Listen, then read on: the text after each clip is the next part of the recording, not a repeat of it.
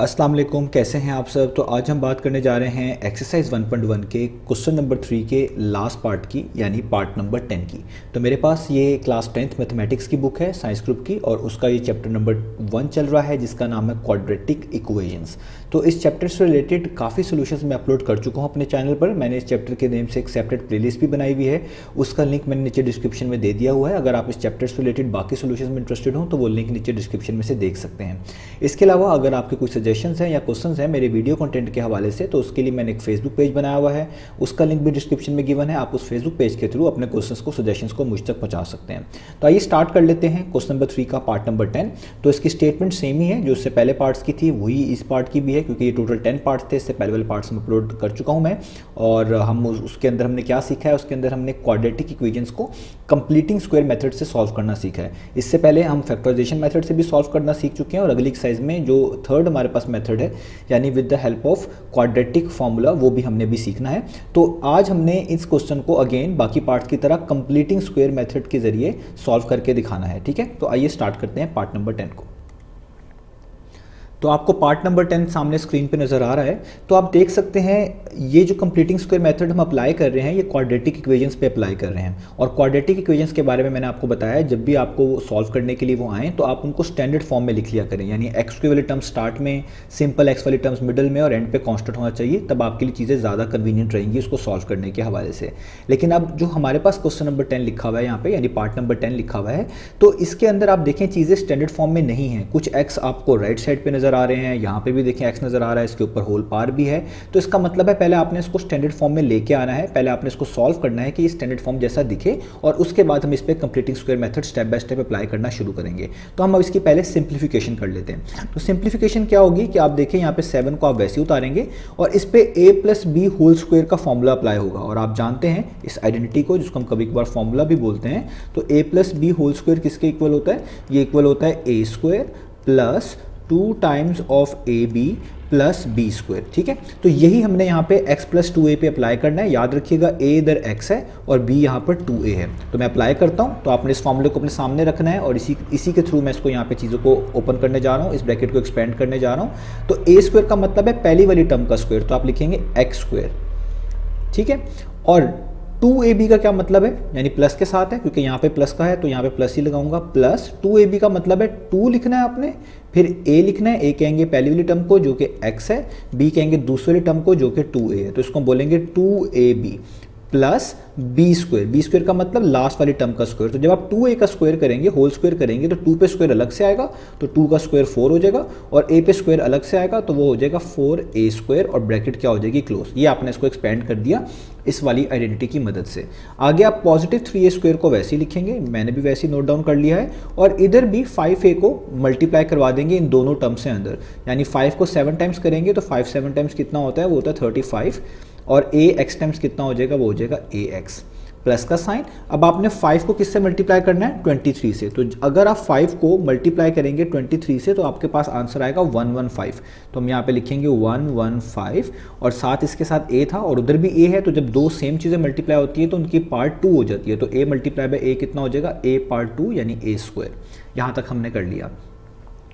अब इसको further solve कर लेते हैं थोड़ा सा और, ताकि चीज़ें और आसान हो। तो यहाँ पे आ जाएगा x², तो ये 2 टाइम्स कितना होता है, वो होता है 4। तो आप लिखेंगे 4, और साथ उसके आप x a को वैसे का वैसे लिख लेंगे, प्लस 4a² आपके पास यहाँ पे वैसे का वैसे ही आएगा, पॉजिटिव 3a² भी वैसे का वैसे ही आएगा, और ये सारी चीज़ें भी जो हैं, जो यहाँ पे लिखी हुई हैं 35ax + 115a², इसको भी अभी आप वैसे का वैसे ही नोट डाउन कर लें इस तरीके से। तो ये मैंने नोट डाउन कर लिया। ठीक है, अब अगला स्टेप क्या होगा, हम 7 को अंदर मल्टीप्लाई कर देंगे। तो 7 को x² से मल्टीप्लाई करेंगे तो 7x² आएगा। 7 को 4 टाइम्स करेंगे तो 7 4 टाइम्स होता है 28, तो 28, और साथ xa लिख लें या ax लिख लें, दोनों के मीनिंग सेम है, आप दोनों यूज़ कर सकते हैं। ठीक है, और 7 को 4 टाइम्स आगे मल्टीप्लाई करेंगे तो वो भी 28 ही आएगा, और साथ उसके a² आ जाएगा। यहाँ पर पॉजिटिव 3a² पहले का पहले वैसे ही हम लिख रहे हैं, इसको वैसे का वैसे ही लिखे रहने दें। अब ये जो ये वाली दो टर्म्स हैं, हम इनको भी लेफ्ट साइड पर मूव करवा लेते देते हैं ताकि सारी टर्म्स एक साइड पे हो जाएगी, तो उनको सिंप्लीफाई करके फिर हम उसको स्टैंडर्ड फॉर्म में लिख पाएंगे। तो ये पॉजिटिव 35ax है, जब आप इसको इक्वेशन के इस साइड पे मूव करेंगे ये हो जाएगा नेगेटिव 35ax, और ये पॉजिटिव 115a² है, इसको भी लेफ्ट साइड पे मूव करेंगे तो ये हो जाएगा नेगेटिव 115a², और राइट साइड पे कोई भी चीज़ नहीं बचेगी जिसको हम कहेंगे यहाँ पर सिर्फ 0 बचा है, तो हम यहाँ पे लिख देंगे 0। अब हमने लाइक टर्म्स देखनी होती है कि कौन सी टर्म्स को ऐड सेपरेट किया जा सकता है जो एक जैसी दिखती है इन टर्म्स ऑफ वेरिएबल। आप देखें यहाँ पे x² लिखा हुआ है और इसके अलावा कहीं पे भी आपको x² जैसी कोई टर्म नज़र नहीं आ रही, तो इसलिए 7x² को तो वैसे का वैसे ही नोट डाउन करना पड़ेगा।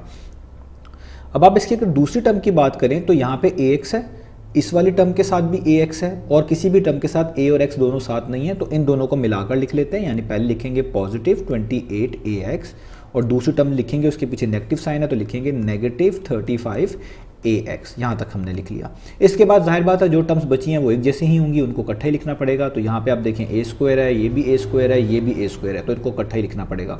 तो आप लिख सकते हैं प्लस 28a² और ये प्लस 3a² और यहाँ पे क्या है माइनस 115a²। तो देखें ये टर्म्स मैंने इकट्ठी लिख ली।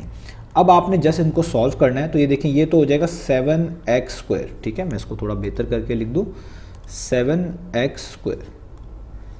तो यहाँ पर तो ये हो जाएगा हमारे पास 7x²। अब देखिए ये प्लस है और ये माइनस है, तो प्लस माइनस कितना होता है माइनस, यानी आपको माइनस करना है। तो 35 में से आप 28 को माइनस कर दें तो आपके पास आता है 7 और साथ ax वैसे का वैसे ही इस तरीके से, और साइन बड़ी वैल्यू का 35 बड़ी वैल्यू है, उसके पीछे माइनस का साइन है तो आप यहाँ पे लगाएंगे माइनस का साइन। अब ये 3 टर्म्स हैं, इनको आप कैलकुलेटर में इस तरीके से लिख सकते हैं, आपको कैलकुलेटर अलाउ है ताकि आपके लिए आसान नहीं रहे। वैसे भी सॉल्व कर सकते हैं मैनुअली, वो भी ठीक है। तो देखें ये लिखा हुआ है प्लस 28, आप जस्ट लिखें प्लस 28, बाद में लिखा हुआ है प्लस 3 तो आप लिखें प्लस 3, और एंड पे लिखा हुआ है माइनस 115 तो आप लिखें माइनस 115। इक्वल टू प्रेस करें तो देखिए क्या आ रहा है माइनस 84, तो आपने भी यही लिखना है। आप लिखेंगे यहाँ पे माइनस 84 और इनके साथ जो ये आपके पास यहाँ पे अल्फ़ाबेट आ रहा है ए, इसको वैसे का वैसे ही और उसके ऊपर स्क्वायर वैसे का वैसे ही और इक्वल टू 0। तो ये जो ऊपर वाले जितने भी हमने स्टेप्स करे हैं, इन स्टेप्स ने हमें हेल्प करी है कि अब आपके पास आप देख सकते हैं इक्वेशन स्टैंडर्ड फॉर्म में लिखी हुई है। x² वाली टर्म्स पहले नज़र आ रही हैं, सिंपल x वेरिएबल वाली टर्म बीच में है और ये एंड पे कांस्टेंट टर्म कहलाएगी। a एज अ कांस्टेंट होता है, तो ये 84a² पूरा का पूरा कांस्टेंट टर्म है। तो देखें इस तरीके से आपने क्वाड्रेटिक इक्वेशंस को पहले यहाँ तक सॉल्व कर लेना होना चाहिए। जब आप यहाँ तक सॉल्व कर लेंगे इसके बाद आपके लिए चीज़ें और भी आसान हो जाएंगी। ठीक है, तो अब हम इस पर कंप्लीटिंग स्क्वायर मेथड अप्लाई करते हैं। तो कंप्लीटिंग स्क्वायर मेथड का पहला स्टेप ये होता था कि आपने x वाली टर्म जिसमें वेरिएबल आपको नजर आ रहा है उनको एक तरफ कर लें और बाकी टर्म्स को एक तरफ कर लें। तो पहली 2 टर्म्स में ही आपको x नजर आ रहा है तो इनको आप इस तरह लिख लें 7x² माइनस 7ax। ठीक है, और जो नेगेटिव टर्म है 84a², इसको आप राइट साइड पे मूव कर दें तो ये हो जाएगा 0, वहीं पे वही ये माइनस वहाँ जाके क्या हो जाएगा प्लस 84a²। आप इसको डायरेक्ट 84a² भी लिख सकते हैं क्योंकि प्लस होने के बाद यही मिलेगा, वो भी ठीक है। तो यहाँ पे बचेगा 7x² minus 7ax equals to 0 plus 84a² कितना होता है 84a²। ठीक है, अब अगला स्टेप क्या होता था, जिस तरह पिछले पार्ट से मैंने आपको बताया है, आपने देखना होता था जो x² का कॉफिशिएंट है वो 1 होना चाहिए। अगर वो 1 नहीं है तो जो भी यहाँ पर कॉफिशिएंट लिखा हुआ है उसी नंबर से आपने दोनों तरफ हर टर्म को डिवाइड करना है। अगर 1 है तो अगले स्टेप पे मूव कर लेंगे, अगर 1 नहीं है तो पहले उसको 1 बनाना है। तो यहाँ पे 1 नहीं है, वो 7 है, तो आपको क्या डिवाइड करना पड़ेगा 7 से। तो हम यहाँ पे लिखेंगे डिवाइडिंग बाय 7 से डिवाइड करेंगे, कहाँ पर दोनों साइड्स पे। दोनों साइड्स का मतलब हर टर्म के नीचे हम 7 लिख देंगे, यानी उसको 7 से डिवाइड कर देंगे।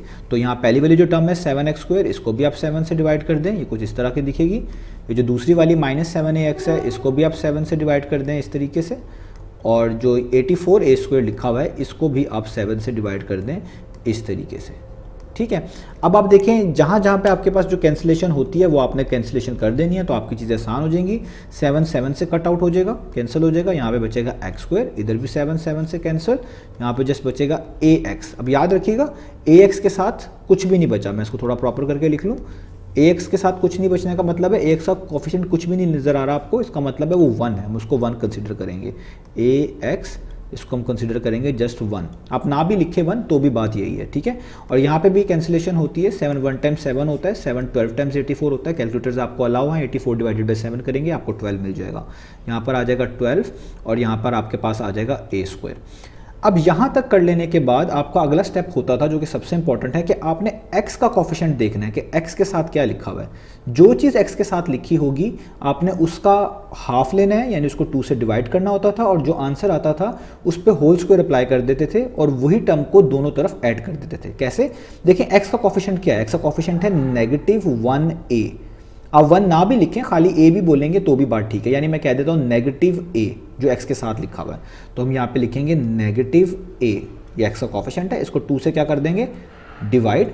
बस यही हो सकता है, इसमें फर्दर कोई कैंसिलेशन नहीं होती, और जो 2 से डिवाइड करने के बाद चीज़ मिलती है उसके ऊपर पार कितनी डालते हैं, 2 स्क्वायर, और ये वाली टर्म दोनों साइड्स पे ऐड करवाते हैं ताकि स्क्वायर क्या हो जाए, कंप्लीट हो जाए। तो हम भी यहाँ पे यही करेंगे, हम यहाँ पे लिखेंगे एडिंग कौन सी टर्म, जो भी आपको मैंने समझाई है, यही पिछले पार्ट्स में भी सारी की है, -a/2 का whole square on both sides. आप इसको दोनों साइड्स के ऊपर ऐड कर देंगे, ऑन बोथ साइड्स। तो देखें मैं इसको ऐड करने लगा हूँ, तो इसको थोड़ा सा नीचे कर लेता हूँ पेज को, तो ये हो जाएगा x² माइनस ax, या 1x भी लिख सकते हैं, प्लस ये मैंने ऐड करवा दी ये वाली टर्म, यानी -a/2 होल स्क्वायर इधर भी, और 12a² में मुझे यही करना है, तो 12a² प्लस -a/2, और इसमें भी होल स्क्वायर, ये इस तरीके से इधर भी। जब आप ऐसा करवाया करेंगे तो आपका यहाँ पे फॉर्मूला कंप्लीट हुआ करेगा। तो आप देखें ये पॉजिटिव टर्म है, ये नेगेटिव टर्म है, और ये वाली भी पॉजिटिव टर्म ही कंसिडर की जाएगी, क्योंकि अंदर जो नेगेटिव है जब स्क्वायर ओपन होगा तो आपको पता है जब नेगेटिव होता है और ऊपर पार इवन होती है तो वो पॉजिटिव ही हो जाता है। तो इसलिए आपने इस नेगेटिव को वेटेज नहीं देनी जो a/2 के साथ लिखा हुआ है, ठीक है। तो ये किस आइडेंटिटी से मैच करता है, तो आपने इस तरह की आइडेंटिटी पढ़ी हुई है, ये वाली a - b का होल स्क्वायर, जो कि इक्वल होता है a² minus 2ab plus b², ठीक है। तो ये आपके पास बेसिकली a² लिखा हुआ है, ये बेसिकली b² लिखा हुआ है, और ये सॉल्व करके 2ab के बराबर आएगा। यानी अगर आप a की जगह पे x पुट कर दें और b की जगह पे a/2 पुट कर दें, इस साइन को आपने इग्नोर करना है और इसको ओपन करें इस वाले फॉर्मूले के थ्रू, तो आपको यही चीज़ पूरी मिलेगी। यहाँ पे हमेशा ये चीज़ ऐड करने के बाद कोई ना कोई फॉर्मूला कंप्लीट हुआ करेगा, चाहे a + b का होल स्क्वायर हो, चाहे a - b का होल स्क्वायर हो। तो यहाँ पे जो कंप्लीट हो रहा है वो ये वाला कंप्लीट हो रहा है। तो देखिए जब भी कोई चीज़ इस तरह की फॉर्म में लिखी होती है हमारे पास, तो उसको कन्वर्ट किया जा सकता है इस फॉर्म में। तो हम भी इसको इस तरह किया करेंगे, तो हम लिखा करेंगे, तो हम इसको इस तरीके से लिखेंगे, ब्रैकेट्स, ठीक है, a का मतलब जो यहाँ पे स्क्वायर के नीचे लिखा हुआ है यानी x, यहाँ पे जो x का कोफिशिएंट का साइन है वही यूज़ करेंगे, यानी -b बोला करेंगे, जो इधर स्क्वायर के नीचे लिखा हुआ है इसका साइन यूज़ नहीं करना। मैं फिर दोबारा बता दूं, इसका साइन आपने पॉजिटिव ही रहने देना है, लिखना यहाँ पे इसी तरीके से, लेकिन इसके साइन को यहाँ पे दोबारा शामिल नहीं करना वरना फॉर्मूला डिस्टर्ब हो जाएगा। तो यहाँ पे हो जाएगा a/2 और उस पर होल स्क्वायर, और ये हमारा फॉर्मूला कंप्लीट हो गया, इसलिए इसको हम कंप्लीटिंग स्क्वायर भी बोल रहे होते हैं। तो यहाँ पे आ जाएगा 12a² प्लस, इसको सॉल्व करेंगे तो देखिए -a का स्क्वायर लेंगे तो ये +a² हो जाएगा, और ये स्क्वायर का मतलब है ये ऊपर भी है नीचे भी है, तो 2 का स्क्वायर करेंगे तो कितना आ जाएगा 4, और इधर 12a² के नीचे कुछ भी नहीं लिखा हुआ, तो आप इसके नीचे खुद से क्या कंसीडर कर सकते हैं, 1। तो देखिए यहाँ तक हमने चीज़ों को सॉल्व कर लिया। अब इसको फर्दर थोड़ा सा सिंप्लीफाई करते हैं, तो ये चीज़ हो जाएगी x - a/2, और इसके ऊपर जो ये होल स्क्वायर है ये वैसे का वैसे ही रह जाएगा। अब यहाँ पे आपको चीज़ आनी चाहिए, ये आपने एलसीएम लेना है। जब भी हम दो फ्रैक्शंस का इस तरीके से एलसीएम निकालते हैं तो हमारी कोशिश होती है कि हम डिनोमिनेटर को सेम बना दें, क्योंकि डिनोमिनेटर सेम बनाने से क्वेश्चन आसान हो जाता है। तो सेम बनाने का तरीका क्या है, देखें a² के नीचे 4 लिखा हुआ है और इधर 12a² के नीचे 1 लिखा हुआ है, तो अगर मैं इन दोनों को 4 बना दूं तो मेरे लिए आसान है। ज़ाहिर बात है इन दोनों को 1 तो नहीं बना सकते क्योंकि यहाँ पे 4 है, लेकिन 1 को 4 बना सकते हैं, और उसके लिए क्या करना पड़ेगा, आप जस्ट यहाँ पे भी 4 से मल्टीप्लाई कर दें और यहाँ पे भी 4 से मल्टीप्लाई कर दें। इससे क्या होगा, 4 12 टाइम्स कितना हो जाएगा, 48a², और 4 1 टाइम्स कितना हो जाएगा, 4 प्लस का साइन, a² वैसे ही और नीचे 4 वैसे का वैसे ही। तो आप देखें इन दोनों का डिनोमिनेटर सेम बन गया। तो जब डिनोमिनेटर सेम बन जाता है तो चीज़ों को सॉल्व करना बहुत आसान हो जाता है। तो इसीलिए हम यहाँ पे बाकी चीज़ों को लिखेंगे, और यहाँ पर अब देखें इन दोनों का डिनोमिनेटर सेम है तो इन दोनों का एलसीएम एक तरह का 4 आ जाएगा, यानी नीचे वाले सेम है तो उसी चीज़ को लिख लेंगे, और जो चीज़ ऊपर लिखी होती है इसका फ़ायदा ये होता है हम उसको डायरेक्टली ऐसे ही कॉपी पेस्ट कर लेंगे एक तरह का, यानी ऊपर से नीचे उतार लेंगे वैसे का वैसे ही। तो यहाँ पे अब देखें क्या बचा, x - a/2 और इसके ऊपर होल स्क्वायर, और 48a² में a² ऐड करना है, स्क्वायर का मतलब 1a² ऐड करना है। तो 48 + 1 कितना होता है, वो होता है 49, साथ उसके a² वैसे का वैसे ही और नीचे 4 वैसे का वैसे ही। तो यहाँ तक हमने इसको सॉल्व कर लिया, आपके सामने है।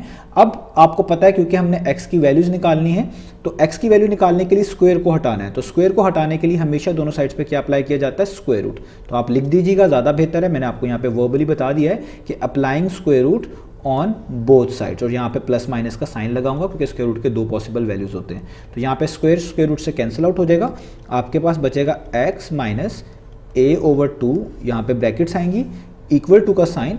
अब देखिए ये स्क्वायर रूट का क्या मतलब है, ये आपने समझना है। स्क्वायर रूट का मतलब है ये 49 पे अलग से है, a² पे अलग से है, 4 पे अलग से है। अगर मैं आपको यहाँ पे रफ में समझाऊं तो ये 49 पे अलग से है, मल्टीप्लाई बाय ये a² पे अलग से है, और जो नीचे 4 है ये उस पे अलग से। ये स्क्वायर रूट की प्रॉपर्टी है, आप इन पे अलग अलग अप्लाई करेंगे।